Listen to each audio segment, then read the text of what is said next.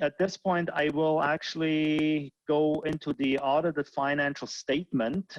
So we do have Murray Short, from a partner from RLB, that will be presenting the financial statement of the Grain Farmers Ontario. So if I can ask if Murray can be taking it away from here on, and then there will be a couple of motions at the end of his session that I will have to entertain. Thank you for now. Great, thank you, Marcus. Appreciate the opportunity to present the audited financial statements for the 2020 fiscal year for Grain Farmers of Ontario. Before I do, I just wanted to make a quick mention to thank the Grain Farmers of Ontario staff. As part of the audit process, we work extensively, not just with the finance department, but also with people in wheat marketing, research, market development, communications, throughout the process, and it is a very exhaustive process.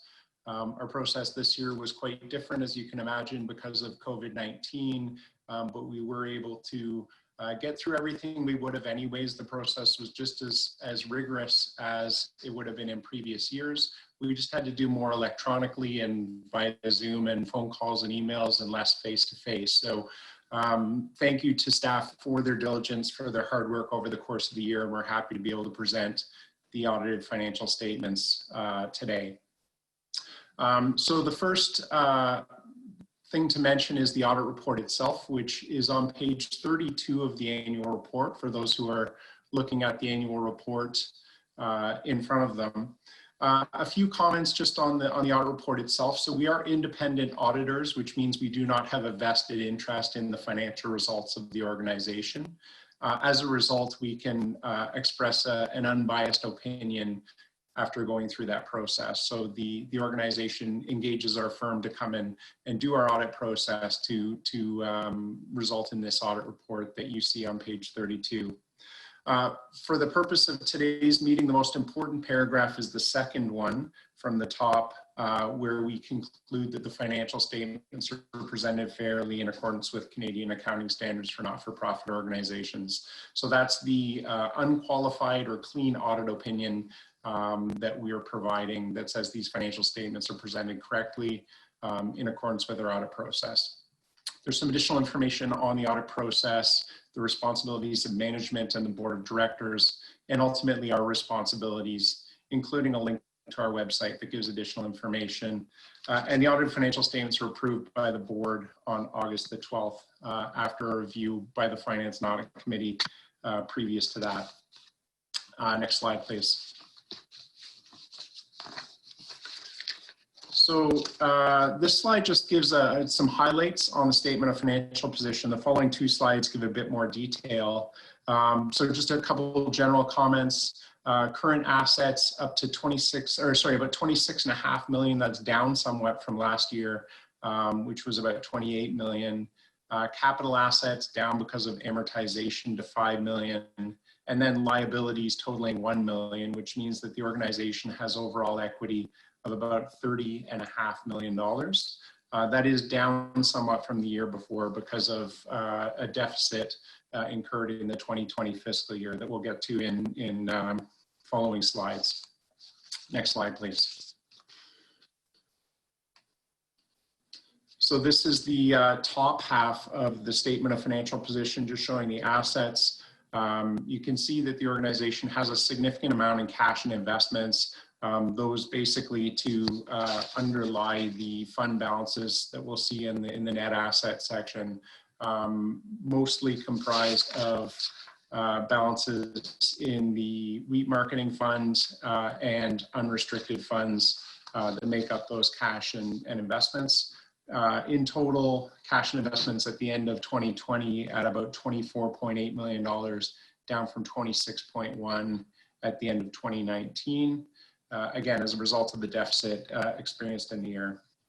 Some of the other assets, generally fairly consistent year over year. We do see a bit of an increase in accounts receivable, a decrease in prepaid expenses, and again, amortization has decreased the capital asset balance by about $400,000. Next slide, please. So this is the second half of the statement of financial position. You can see at the top the liabilities down somewhat from the year before, just because of regular changes that we expect to see from year to year. Significantly less in accounts payable just because of the timing of payments going out the door. We have some of the hedge activity in terms of deferred hedge revenue. And then the liability producers is the final payments in each of the pools, which are issued after the year end based on the results of the crop year that just completed and culminates with at the end of our audit. And down at the bottom is the net assets, or the equity of the organization.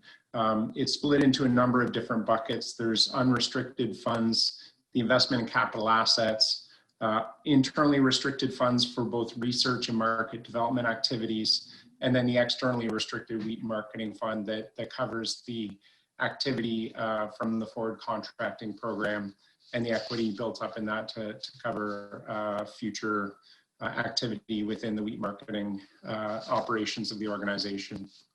In total, net assets, as I mentioned, down about $900,000 because of the deficit experienced in the year. Next slide, please.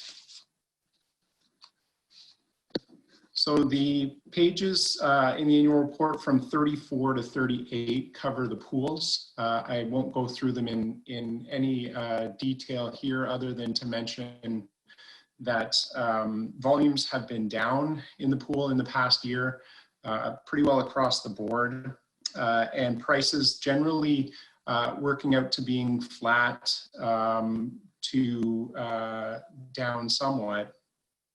And so you can see the final payments or the total earnings in each of the pools across the different pools on this slide.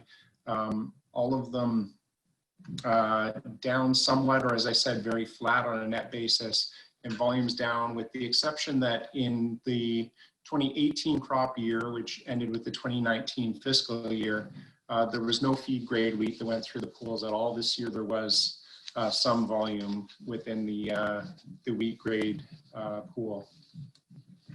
Next slide, please. So the wheat marketing fund statement is on page 39. So this is the forward contracting program or wheat marketing program. Apart from the pools, we did see a decrease in volume within the wheat marketing fund as well. In total, net revenues down by about 27%. The cost of wheat acquired when purchased from producers down about 31%, and expenses being fairly flat. So what that means is that the wheat trading activities had an operating loss of about $58,000. That wheat marketing fund does have a significant amount of money invested. As a result, there was investment income of about $355,000. And so the fund did have a surplus at the end of the year because of that investment income of almost $300,000 in the year. Next slide, please. So the pages 40 and 41 of the annual report cover the unrestricted and internally restricted operations. So this covers the general operations for grain farmers of Ontario, as well as the research and market development funds. You can see that the general fund has decreased in the year. As I mentioned, there was an operating surplus, an operating deficit of about $1.3 million. That resulted in a decrease in the unrestricted fund of about $900,000 and a decrease in the investment in capital assets of about $400,000. And then the research and market development funds each had small surpluses. The research fund up by about $62,000 and the market development fund up by about $15,000. Those resulting from license fees raised for those purposes, the research and market development purposes, that hadn't yet been spent at the end of the year. So those fund balances in research and market development are carried forward for future expenditures in those areas. Next slide, please. So this is the same schedule, just showing the whole page in more detail. Just a few general comments. The reason for the deficit overall in the operations of the organization in the year was because of a decrease on the license fees line. It's maybe a bit hard to see on your screen on this page. So if you're following along the annual report, you should be able to see it better. But in total, license fees down by about $1.9 million. That was a combination of a decrease in actual volumes, but also the decision made by the board to decrease the actual fees charged in the year. You can see that some of the other revenues are up. The organization did a good job of getting external funding for some of its research and market development activities. You can see the grant and partner funding line is up by about $560,000. That covered some of the increased activity on the expense side in the communications and public awareness and research and market development activities. Otherwise, you can see generally a fair amount of consistency with a few exceptions. The March conference obviously having been canceled because of COVID, so a significant decrease in both revenues and expenses there. And overall, again, an increase in expenses related to a lot of the value add activities of Grain Farmers of Ontario, particularly in the research and market development and communications and public awareness areas, resulting in that increase in expenses. The decrease in revenues then combined, resulting in that deficit for the operations of the organization. So those are the comments. Again, I'd like to thank the staff of GFO for their diligence over the course of the year, and would be glad to answer any questions that you may have.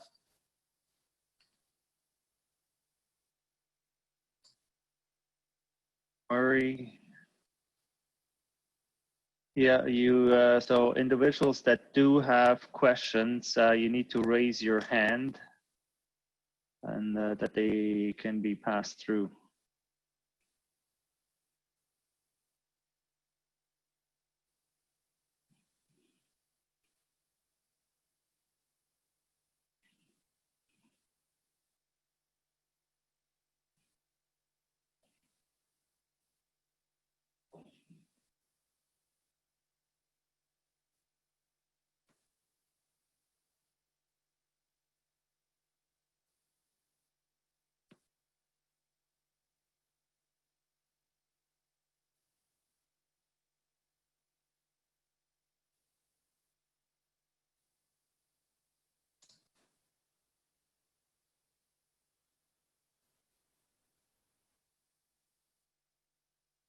Questions for Murray? So thank you for your time on this, Murray, and so we'll move on to a couple of motions that we need to pass at this point. So there will actually be two of them. So they will be conducted with the poll. So again, we'll use the same procedure than before. So the first motion reads to accept the auditor's report and audited financial statement. So I do need a mover and a seconder, please.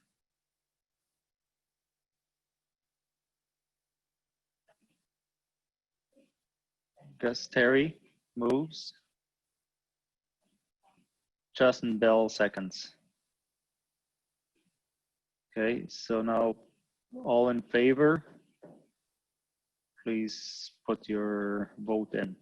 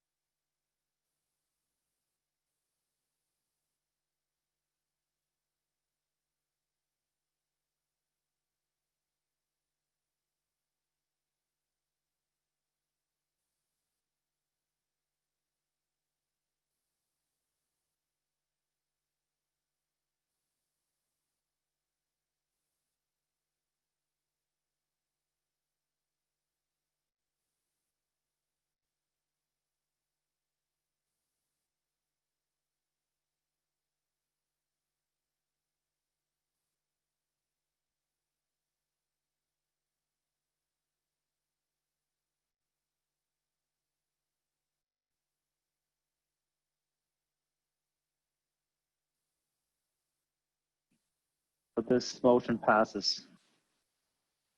Okay. Going to the next motion that we ask the voting members to consider.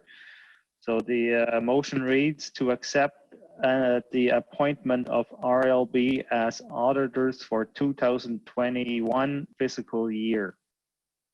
So move. So no, sorry, I need a mover and a seconder.